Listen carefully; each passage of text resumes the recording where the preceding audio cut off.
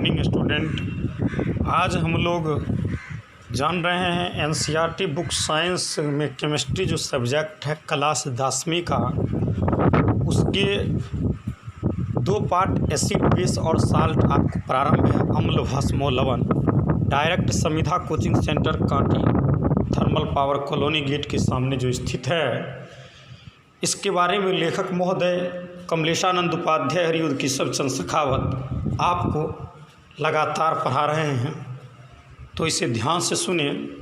आज हम लोग पढ़ेंगे प्रॉपर्टीज ऑफ बेसेस, यानी भस्म के गुणों के बारे में। देखिए, भस्म में अगर गुणों की बात करें तो अनेकों प्रकार के गुण हैं। पहला कि भस्म जो होते हैं वह स्वाद में कड़वा होते हैं, क्लियर। उसके बाद दूसरा गुण है कि भस्म लाल लिटमस पत्र को नीला कर देता है। भस्म विषैला और तीव्र नाशक होता है। भस्म अम्ल को उदासीन करके लवण और जल बनाते हैं। तो ये तमाम प्रकार के गुण जो थे वह आपको भस्म में देखने को मिला। अब जो नेक्स्ट जो बिंदु हैं, उससे एक सवाल 2015 की बीपीएससी परीक्षा में जो था वह पूछा था, और ये भी बहुत उपयोगी आपको कारगर पॉइंट हैं। ध्यान से सुने। आपको जो पॉइंट यहाँ पर दिया गया है वह धातुओं की क्रियाशीलता से, देखिए, जिस गुण के कारण धातु को किसी दूसरे यौगिक के साथ हम लोग संयोग कराते हैं, इसी गुण को धातु की क्रियाशीलता श्रेणी कहते हैं। जैसे कि सामने आपको जो चित्रांकन जो किए जा रहे हैं, इस चित्र में आपको कई बात जो हैं वह बिल्कुल स्पष्ट तौर पर जो हैं वह पता चल रहा है। ये चित्र को हम छोटा किए हैं, आपको बिल्कुल ये सामने दिखाई दे रहा है। धातु की क्रियाशीलता श्रेणी की सबसे ज़्यादा क्रियाशील आपको इसमें पोटासियम है।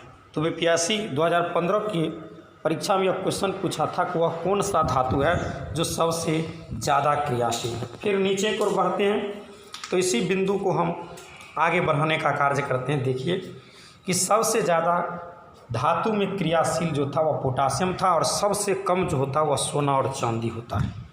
नेक्स्ट क्वेश्चन पर हम लोग विचार करते हैं।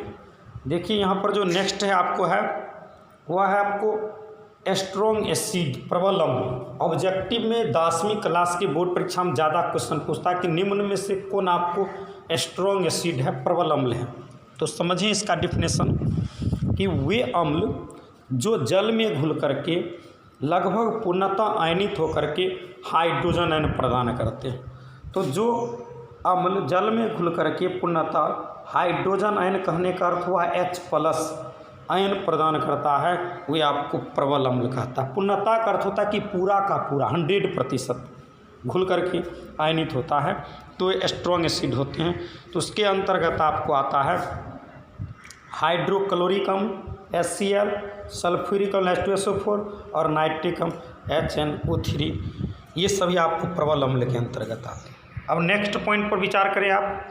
अब देखिए, आपको यहाँ पर दुर्बल अम्ल आया, वीक एसिड अंतर्गत आया। वे अम्ल जो जल में घुल करके सिर्फ आंशिक रूप से आयनित होते हैं। आंशिक रूप का आने का अर्थ था कि बहुत कम मात्रा में, पूर्णतः नहीं, उसे हम लोग दुर्बल अम्ल कहते हैं। तो इसके अंतर्गत आपको कार्बोनिक अम्ल H2CO3, एसेटिक अम्ल CH3COOH, बोरिक अम्ल H3BO3 आता है। और एक जो यहाँ पर आपको फार्मूला आपको है एसेटिक अम्ल का, ये मैट्रिक के बोर्ड परीक्षा में ज़्यादा पूछता है, इसीलिए इसको ध्यान से आप याद कर लें।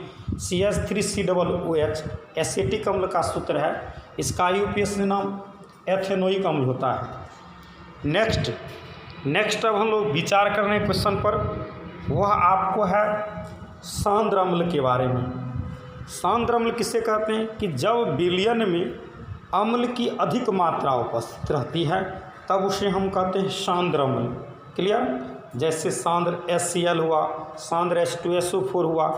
लेकिन उसी जगह अगर तनु अम्ल की बातचीत किया जाए तो जब विलयन में अम्ल की मात्रा ज़्यादा होंगे तब आप उसे कहेंगे तनु अम्ल। उसके अंतर्गत तनु HCl, तनु H2SO4 आया। तो सांद्र का अर्थ हुआ आपको पतला, सांद्र का अर्थ हुआ गाढ़ा, और तनु का अर्थ हुआ यहाँ पर पतला हुआ। इस तरह से आप जानें। नेक्स्ट क्वेश्चन पर आप विचार करें प्रबल भस्म या प्रबल क्षार के बारे में। तो प्रबल भस्म और प्रबल जो क्षार है ये क्या है, ध्यान दें आप। प्रबल भस्म और प्रबल क्षार को यहाँ पर ध्यान से समझें। देखिए प्रबल अम्ल क्या है कि वे भस्म जो जलीय विलयन में लगभग पूर्णतः आयनित होकर काफ़ी मात्रा में hydrogen ion OH hydroxide ion प्रदान करता है। तो सुन लीजिए ध्यान से, वे भस्म जो जलीय विलयन में लगभग पूर्णतः आयनित होकर के काफ़ी मात्रा में हाइड्रोक्साइड आयन OH माइनस प्रदान करता है, उसको हम लोग प्रबल भस्म या प्रबल क्षार कहते हैं, जिसके अंतर्गत सोडियम हाइड्रोक्साइड, पोटासियम हाइड्रोक्साइड ये सभी आपको आता है। ये आपको प्रबल भस्म हुआ। स्ट्रॉन्ग एसिड कहते हैं। स्ट्रॉन्ग यहाँ पर बेस देंगे, यहाँ पर मिस्टेक है, इसको हम लोग बेस लिख देंगे, BAS बेस, यहाँ पर ठीक कर लेंगे आप।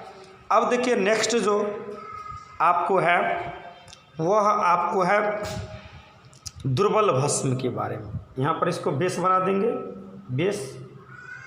अब देखिए दुर्बल भस्म के बारे में हम यहाँ पर जानेंगे कि दुर्बल भस्म क्या है। देखिए दुर्बल भस्म का अगर हम लोग डिफिनेशन देते हैं तो वे भस्म जो जलीय विलयन में सिर्फ अंशतः आयनित होकर के कम मात्रा में हाइड्रोक्साइड आयन बनाते हैं, तब उसको हम लोग कहते हैं दुर्बल भस्म या दुर्बल क्षार। इसके अंतर्गत आपको अमोनियम हाइड्रोक्साइड, कैल्शियम हाइड्रोक्साइड जो होते हैं ये आपको आते हैं। इतनी बात जान गए। अब इस चैप्टर में जो नया जो सवाल आपको हम जो बता रहे हैं बहुत ही इम्पोर्टेंट और कारगर साबित होने वाला सवाल है। ये बहुत ही इम्पोर्टेंट इस चैप्टर का पॉइंट है बोर्ड मॉडल। प्रश्न है pH के बारे में। pH का पूरा नाम जो होता है ना वह पावर ऑफ हाइड्रोजन होता है, जिसको हाइड्रोजन की शक्ति कहते हैं। क्लियर। तो एक होते हैं pH और एक होते हैं pH स्केल। तो हम अभी pH के बारे में जानेंगे, जिसका खोज सोरेनसन नाम का जो वैज्ञानिक था वह किया। देखिए pH किसे कहते समझिए। किसी विलयन में हाइड्रोजन आयन के सांद्रण के व्युत्क्रम को लघुगणक का उस विलयन का pH कहते हैं। pH बराबर सूत्र होता है माइनस लॉग हाइड्रोजन आयन या pH बराबर लॉग 1/, हाइड्रोजन आयन। यहाँ से आप लॉग जो शब्द है उसको काट देंगे, ये pH बराबर लॉग 1/, हाइड्रोजन आयन ये सूत्र होगा। क्लियर। अम्ल का pH मान जो होता है वह 7 से कम होता है। इस बात को ध्यान रखेंगे क्योंकि बार बार ये क्वेश्चन पूछता है कि अम्ल का pH मान 7 से कम, भस्म का pH मान 7 से ज़्यादा और उदासीन जो पदार्थ होता है उसका pH मान 7 होते हैं। जैसे जल आपको उदासीन है जिसका pH मान 7 है। यहाँ तक जान गए। अब हम लोग नेक्स्ट बिंदु की जानकारी प्राप्त करें। एक क्वेश्चन आपको हम बता रहे हैं pH पर आधारित ये क्वेश्चन है। सवाल यहाँ पर है कि किसी विलयन में H+ यानी हाइड्रोजन आयन का मान 10⁻⁻7 है, तो उसका pH ज्ञात करें। इस प्रश्न को जब हल करेंगे तो सूत्र होता है pH बराबर माइनस लॉग हाइड्रोजन है और लॉग यहाँ पर जो दिया गया माइनस लॉग है तो माइनस लॉग लीजिए 10 और हाइड्रोजन मान 10⁻⁻7 है, यहाँ 10⁻⁻7 कर दीजिए।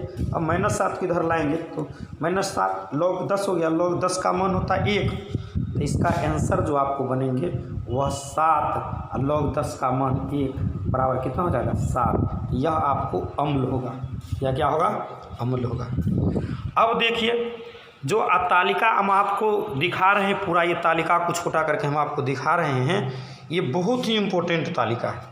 खास करके कंपटीशन में तो निश्चित ये जो ऑब्जेक्टिव यहाँ से है ज़्यादा पूछता है और बोर्ड परीक्षा में भी 2 सवाल इसमें से गारंटी और वारंटी के साथ पूछेगा। तो इसी ध्यान से सुनिए pH से रिलेटिव जो यहाँ से यहाँ तक आपको दिखा। अमाशय रस जिसका pH मान 1.0 है, नींबू का रस 2.5, सिरका का 3.0, टमाटर रस का 4.1, पसीना का 4.5, अम्ल वर्षा का 5.6, पेशाब का 6.0, दूध का 6.5, शुद्ध जल का 7.0, आंसू का 7.3, आपको खून का 7.4, पीत रस का 7.5 से 8.8 और चूना का जल का 11.0।